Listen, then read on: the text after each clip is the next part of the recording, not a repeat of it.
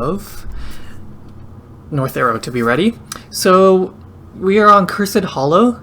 What do you think? They pick that? Wow, that's a pretty bold pick for teams that are trying to get placed. I mean, that's a very skill-intensive map.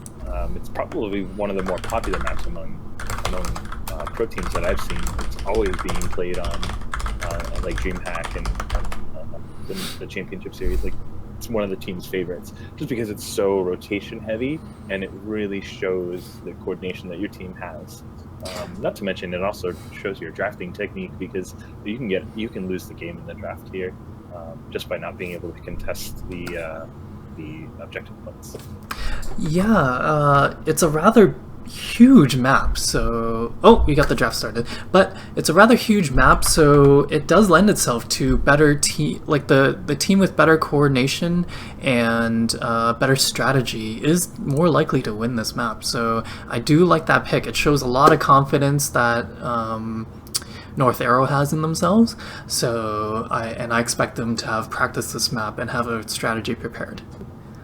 So the first ban is Falstad, unsurprisingly. With his mobility on this map, it is devastating. He can soak and then come into tribute fights really late, giving his team an XP advantage, and then, of course, the Gust. Gust is always an insanely powerful tool in team fights, so... Not only does it allow you to instantly reset your team fight and possibly save your entire team, but it also allows you to be aggressive with it for boss control, because there are 2 bosses on this map. Yeah, oh, and there's the Cigar band. Of course, we've been seeing her like perma-banned for weeks. Oh, Lost Vikings pick, awesome! First pick, Lost Vikings. So this may be detrimental, though, revealing. Let's see, this is like an ace in the hole, and when you're doing that, you don't want to reveal the ace in the hole quick. So they can get countered really hard here. But North Arrow does have a lot of work ahead of them for this large map. Banning out Falstad, they really don't have too many things that are going to be able to harass the Vikings and keep up with the soak, especially during the objectives. So they have a lot of work ahead of them. Picking up Illidan, though, first pick, as North Arrow enters into their picks here for this draft. That reads dive heavy, obviously. So again, ace in the hole kind of being revealed a little bit too early here. Illidan takes a team to be put around him. The Lost Vikings, I mean, can be countered, but Illidan really takes a team comp, and you see immediately Abathur. So not only are they going to be having less bodies on the field already with the Lost Vikings, they're actually gonna have less bodies, because Abathur is not going to be in a lane fighting off minion waves actively and rotating. So it's really interesting that this has already come to this, that Abathur and the Lost Vikings, because this is, let's be honest, both of them, it's their best maps. Like except for, actually, I think Vikings might be better on guard than Terra, but that's neither here nor there. Abathur, though, like Abathur, Illidan, we're gonna see the chase. We're gonna possibly see a lot go down with the Lost Vikings too. Abathur being able to keep a lane pushed, and I don't know. I'm so flabbergasted already by the Lost Vikings and Abathur being picked up so early.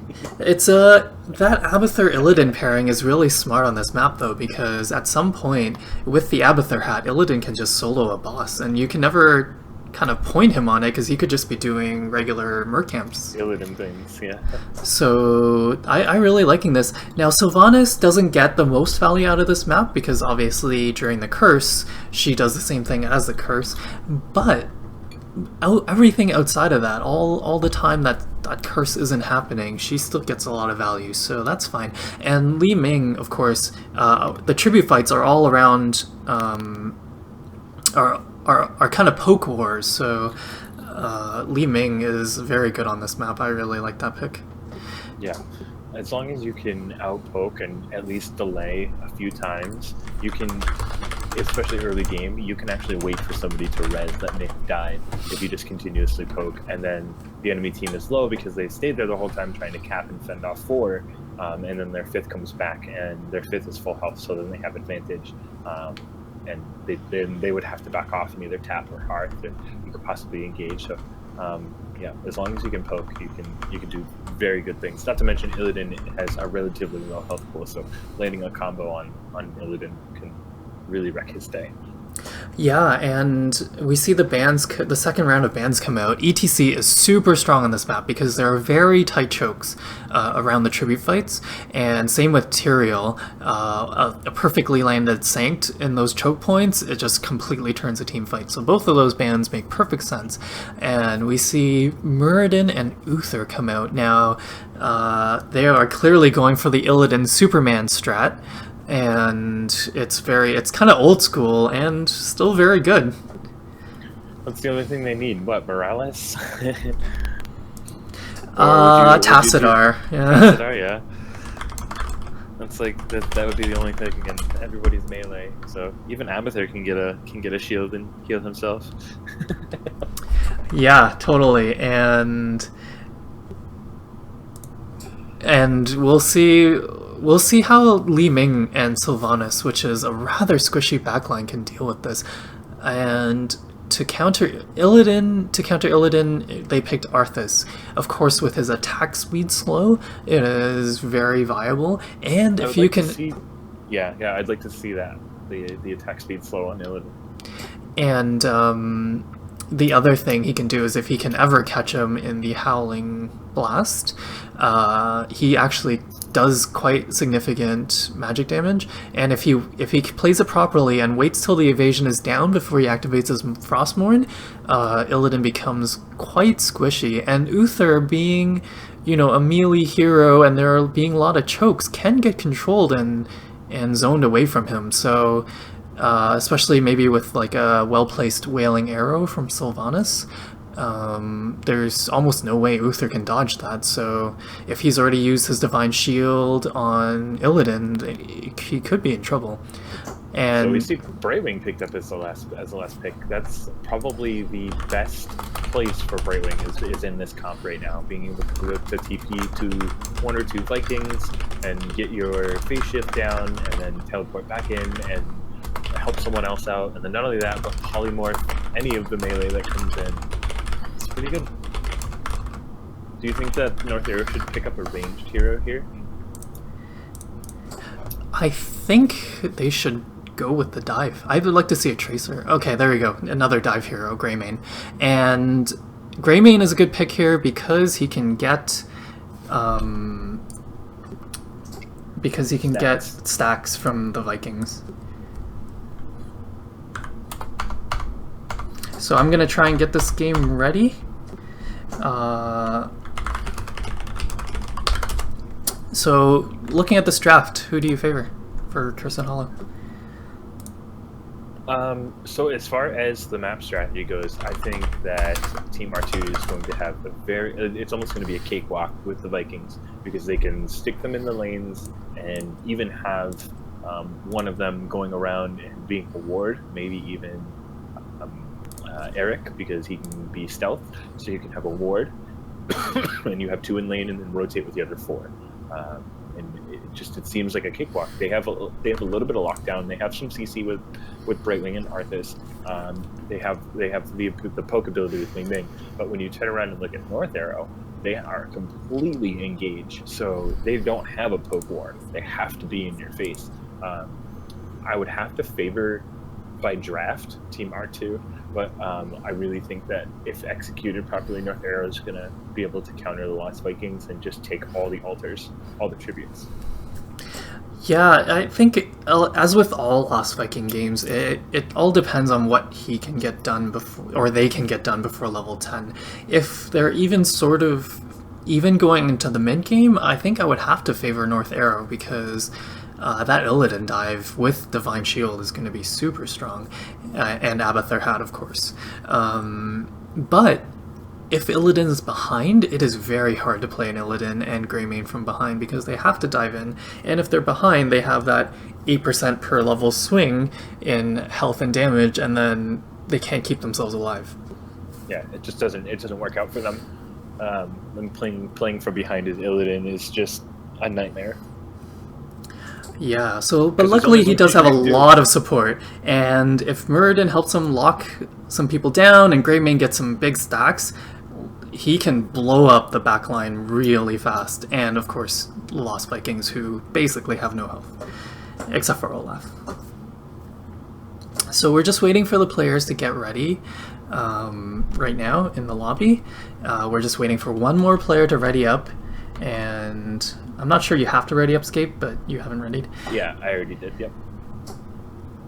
Oh wait, that's, sorry. I'm gonna kick him from the party. Sorry, that's still a freak in my party. Okay. Who, by the way, says he favors North Arrow, I believe. Yeah, I like their comp for all right, team fight. And here we go. Game is starting, and we're gonna load into the first game for tonight. Once again, I'm casting a triple header here. We have 2 more games tonight, and for Chair League, so stay tuned for that. And right now we are casting R2 versus North Arrow for placement matches. Sorry, go ahead. Oh yeah, no, I was just saying that I think that the altar fights are absolutely towards North Arrow, but the problem I think they're going to have is making sure that they outsoak the Vikings. So if R2 does the 4-man rotation with the Vikings in lanes, it's just going to be really difficult for them for North Arrow to keep up for Illidan and Greymane, because they both need not only stacks but levels. So I just think it's going to be a little bit difficult there, but we'll see how it plays out. So here on Team R2, we have Stereophonic on Arthas, Tips, Tricks. Sorry, it's Tips, Tricks. Wow, that's a Tips and Tricks. Tips and Tricks, right. I can do bumper stumpers on Brightwing. Ray Ryan on Li Ming, the Turk on Lost Vikings, and Shrimpe on Sylvanas. And over here on This is North Arrow, we have Double Shark on Illidan, Greymane being played by Mr. Oreo, Werben Jaeger on Abathur, Quantum playing Muradin, and Diviasio, I don't know. Dividakos? Dividiakos? Who are we talking about here? On Uther. Oh, yes. Dividiakos? Dividiakos? Sure. Yeah. Let's go with that one. All right, so here... This being quickly engaged on in the bottom as they were very far forward. He was just acting as a ward, though, so not too bad. And First Blood goes down on Brightwing, and Arthas is in trouble, too. Arthas was way too far. Oh, he goes down. Cocktail. That was a great cocktail through the wall, and it was weird to see Arthas so far forward. He has no escape, so he should really be careful. He was acting as a ward. As you see the damage on the bottom tower, they were trying to cheese with Sylvanas, so he was acting as a ward, and they immediately rotated down. So. Oh, and... Eric went down mid to Greymane. Yeah. I mean, Greymane is a great Vikings hunter. And so bottom, you can see they're trying to 4-man pressure with Sylvanas, and they are getting some work done, and eventually this wall will go down. Uther taking a lot of damage, Shrimpe having to wave out of there, not going to make it out of there. Greymane coming in here and tagging onto Greyrand. Not going to get out. All the health bars are so low on the side of North Arrow. Li Ming just needs one good orb in here. Brightwing's very low too. He has to be careful. If he gets caught in anything, he's going to die. Now... They have 4 down here, and so they're really relying on Abathur to soak 2 lanes, which is, of course, quite more than possible for a capable Abathur, and it looks like he's doing quite a good job. Yeah, he's got a Locust in one lane, he's hatting the other, so he's getting soaked in 2 lanes, which is great. Yeah, and it allows them to deal with Sylvanas pressure, although the wall is still going down, but the Lost Vikings team is still barely ahead in XP. They do get level 4 first, which is great for them, but I feel like they need more for a Life Vikings lineup. So looking at Brightwing here, we do see the Dream Shot build coming out for level 1 and 4. You're seeing that Arcane Flare talent upgrades. What do you think about that? I know you like Brightwing. I really like the range talent on this map. Oh, Greymane dives in. Greymane having to take a lot of damage. The whole team having to back out here. Polymorph goes down, and that is going to be Luther falling Muradin way too far forward. He is going to actually... No, that was so close. Shrimpe disabling the fort for his team. They are going to actually pressure this while Illidan is channeling. Brightwing gets the interrupt there. So they are going to back off the fort. Greymane, again, just taking so much damage from those Li Ming orbs. really paying off with the poke they have there as they do secure the first tribute. Yeah, and that's not surprising. Illidan is pretty weak early game, so I'm surprised they would even try for that.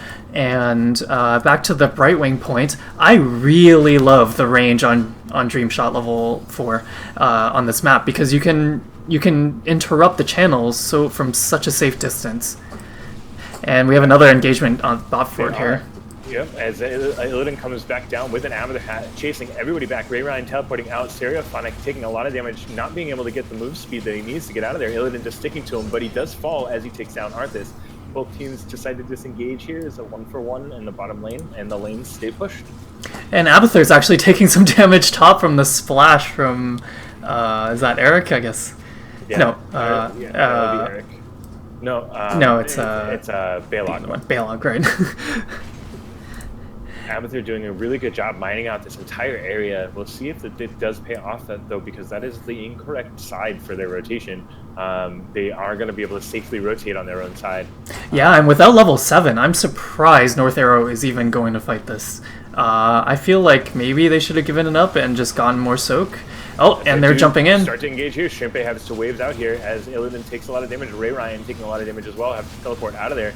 All health bars so low as they do not secure the kill on Greymane. He does get out of here. Finally, Illidan does fall in tandem with Murden and Uther. Greymane with barely enough health to get out of there gets out, but is not able to go that way because he has to avoid the Vikings. Arthas is doing a little bit of scouting here as they are actually going to pop all those mines and get back to their lanes, taking a full level lead here as they approach level 9. Yeah, and that is great for them. It looks like for certain they will get level 10 first, and they're probably going to get bot fort. It's very low. Now, looking at Abathur's build, he's gone full hat build, and that is very good for the Illidan Superman strat, obviously. But do you think it's possible we'll see Monstrosity here? No, I definitely think that we'll need the 5th man, as they've had a lot of problems in the team fight, not being able to really lock down somebody long enough or apply enough damage, because they really only have Illidan and Greymane, and if they're not focusing the same target, it gets really difficult. So I think if they have 2 Illidans or 2 Greymanes, that even for the 20 seconds, it would swing the team fight so far in their favor. So Monstrosity you do make a good point with Monstrosity because they do need the lane soak. But they're yeah, just not winning these tribute fights. It's just double Illidan or double Greymane. It's so powerful. I can't see them giving it up. Even now, double Uther. Like, I would double Murd and I'd double Uther. I'd double any except Abathur. Can't clone yourself. Yeah, and you see that the tribute. So you see that Greymane actually didn't go Wizened Duelist at level 7 against Vikings. That's really weird. I would be drooling to get that talent against the Vikings. Yeah. So they are facing a curse here. It is early though, so they shouldn't have too much of a problem normally. But they are also down their heroic tier as well. Seeing Brightwing pick up the Emerald Wind, Wave of Force for Li Ming, Army of the Dead on Arthas, the Wailing Arrow on Sylvanas, and taking Longboat Raid instead of Play Again on the Vikings. And you see the Vikings stole the Siege Camp bottom with Bribe, and that just adds insult to injury. I mean, now they're getting some free damage to the bot wall as well. Now, I know you're a level 20 Sylvanas player. What do you think of taking Unstable Poison on this map? And Overflowing Quiver, for that matter. Yeah, Unstable Poison and Overflowing Quiver have their place, but not here because of the curse. Because the curse will lower them down to 1. You're already going to clear the wave fast enough with your trait, while Li Ming taking a lot of damage from Greymane. Go for the throat goes down, as Abathur did take clone and does clone Greymane there for the kill. So immediately swinging the fight in their favor, but they did lose boss, as they still are down an entire Talon tier trying to fight back this boss. Probably not going to get very much damage onto the wall here. I don't think they're going to lose anything actually off that, so just keeping them busy for now as they soak the rest of the lanes and probably go take their own boss. Now, here is kind of the nightmare scenario we discussed for Illidan, because he is 2 levels down. That's 16% worth of scaling swing going against him, so yeah, they really need to figure out a way to catch up. I mean, Abathur will get better late game, so will Illidan, and because of the double Greymane possibility, as soon as they get a keep, they can try to core. So Yeah. there is a way for them to yeah. still come back into this, but they really need to get a curse and try to swing some momentum their way. Get some picks, maybe. Yeah. Trying to do just that with the Turk on wow. Oh, juking wow, the that- Stormhammer and actually going to live. That Not gonna go down. Stormbolt was way off. He thought he was going to go north, but he was already clearly going south. And that's a tip for some Meriden players up there. If you're reaching a fork, don't try to bolt until you know which path they're going to take. So do you see that? I believe that's a clone again on. Yep, that's a clone on Greymane again. As they do focus that clone down, getting him down, and have Illidan just barely avoiding death here. As he does get de-shielded, Wailing Arrow comes down onto Meriden, de-shield protecting Illidan there from the Wailing Arrow. Lots of damage going down on Stereophonic as he is just able to keep it in there for a little bit, taking down Devil Shark and Illidan, and Uther is going to go down. Oh, the Gleaming resets are real. Ray Ryan really just took everybody out there except for Illidan. That was Greymane that went down last because of the reset on everyone else. But Illidan went down to a great orb. Merlin went down from just some AoE damage from Arthas. Sylvanas went down as well, along with Arthas. So not able to do very much here. Everyone is rezzing now, right? Getting that message and getting out. Yeah, meanwhile, Vikings has been pushing top heavily with the Siege Giants, and you can see the top wall is already down almost, and this is just looking worse and worse. With no map control, they can't get any tributes, and without the tributes, they can't really swing the game. Yeah, and Vikings already have one more stack of Viking Bribe, so they're able to force into another camp anytime. Yep, and here Illidan's trying to make himself useful, do whatever he can to contribute this game. But at some point, they are going to have to take a fight, and I don't think it's going to pan out too well. Down. They're trying to lower that to a 2-level lead here. So a little bit of soak. Big orbs from Li Ming. Booga booga booga. I have magic. Stay away from me. Alright. So we do need another tribute to be captured by North Arrow, but it just doesn't happen. And Illidan just doing what Illidan does best and take those camps. So Turk is just going to come in here, soak this minion wave. Okay, so this mid fort is not long for this world. It's writing its will, getting its estate in order, because with Sylvanas pushing, there is just no way. No. So unfortunately, yeah, this is going to go down. As you see the bodies come in here, the Turk is coming in here as well. Seeing that invulnerable come out from them as well. Everything coming down onto Illidan, trying to destroy him, but that was just the clone, actually. So the clone does go down as Uther taking a lot of damage. He misses the D-shield, puts it onto Muradin, and not onto himself or Illidan or Greymane, all of which were taking excessive damage. Greymane's the only one that gets out of there. Muradin not needing the D-shield. I didn't catch this earlier, but the Vikings actually took longbow raid. I don't think I've ever seen that in competitive. I called that. Oh, I'm sorry. That out. When they took that, I was very surprised.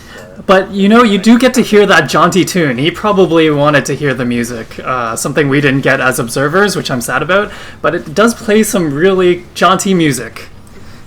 And this is the game. Wow, just playing the Vikings lineup perfectly. Very well executed. Both teams did exactly what their comps were supposed to, but unfortunately the Vikings' ability to soak faster for their team just put Illidan at a disadvantage, and when Illidan's fighting from behind, it's so hard. It doesn't work. Illidan has to be ahead, and when Illidan's ahead, then that's when Illidan wins. I mean, look at the difference in XP contribution between Lost Vikings and Abathur. Lost Vikings did double the soak. That's crazy. And they didn't die. How did the Lost Vikings not die this game? No, there was at least one Viking that went down. I Yeah, remember, but in the that middle was a lane. quarter, as a quarter XP, so it doesn't count as a full kill. Yeah, We but don't you see the didn't full it? kill on the Doesn't screen, it but usually show decimals? I forgot it did. Anyway, only on the in-game screen it'll show you the quarter deaths. okay. But on the end of game, But it'll still, count. that's an incredible job by the Vikings to do that much soak and not get killed whatsoever. And I really like the Just soaking the way. entire time. Yeah, and I really like the way they had their hero distribution among the lanes. They had 4 bottom to pressure that, 1 Viking one Viking mid to soak that lane, and then they had 2 Vikings pressuring Abathur because Abathur is not a strong pusher early game. So even 2 Vikings can pressure his lane, and so in that way they sort of won every lane. Obviously they didn't win mid, but he did what he had to do, which was soak against the Greymane. So it was.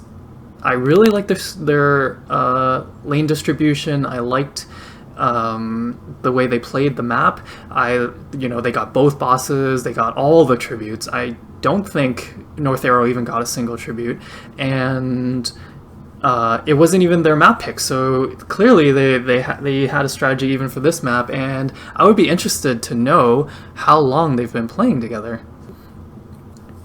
Yeah, it was really effective play.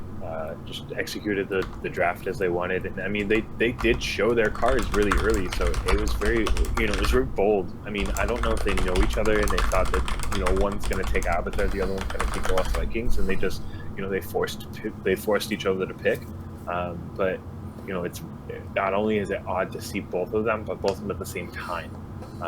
So seeing how effective that the Lost Vikings can be against an Abathur, just not letting Abathur get to late game, not letting Illidan get to late game. They banked so much on getting to that late game quicker that they didn't focus, I think, on countering the Vikings fast enough. I think like a Zeratul, a Tracer, even a Nova, like anything that would be able to counter the rotation or even just get the Vikings as they go. Falstad was banned, so they couldn't do that. They couldn't do Zagara. Like they had very limited options. So I really think that something like a Zeratul could have helped. Like even though they were all melee, like being able to void prison off their healer or their tank, or and just get down onto their squishies with all your damage, like that can be a game-changing play. And it could have worked out for them. Maybe instead of the Abathur, they just had that, and they had the Zeratul, and they had the 5 bodies on the field, and they could 4-man rotate with the other 4, and then Zeratul counter rotates the Vikings and just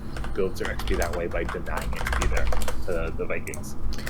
I mean, it all comes down to the execution, and I just think the execution was a little more solid on the side of D2. Yeah, and I kind of really like the Brightwing plus Vikings combo because you just have more targets to teleport to, and so you could be around the map more. So it was really well synergized, and even though I think Sylvanas took weird talents for this map, it worked out in the end. So that, I mean, her value in this game cannot be understated for sure. I think it got them a fort and a keep at least. So, well picked for sure. And Tips actually replied to me, and he said that they've only been playing together as a team for about half a month, so a couple of weeks. And although he's played with a couple of the members before for a few months, but as a whole team, they've only played a couple of weeks. Excuse me. Yeah, that's very impressive. I'm very happy to see that because we're actually kind of in the same boat too. We've actually taken on some new team members in the last month or so, and only just started getting real practice in for our games within the last 3 weeks. So we know the hard work and paying off. So good job. Yeah, and they clearly they were very smooth. All their rotations, all their shot calling. I don't think I recall seeing any stumbles from them.